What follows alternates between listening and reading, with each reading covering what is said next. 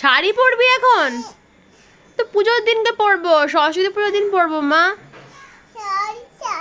না এখন শাড়ি পরে না, এখন শাড়ি পরতে হয় না মা। হ্যাঁ এখন শাড়ি পরে না, শাড়ি পরে না, এখন পরবো তো সরস্বতী পুজোর দিনকে। শাড়ি শাড়ি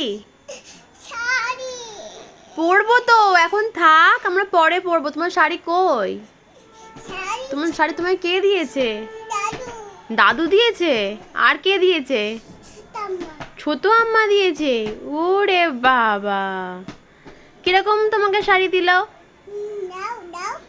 দাও দাও। এখন শাড়ি পরতে হয় না মা, পুজোর দিনকে সকালবেলা পরবো, ঠিক আছে? হ্যাঁ হ্যাঁ, এখন পরতে হয় না। টাটা।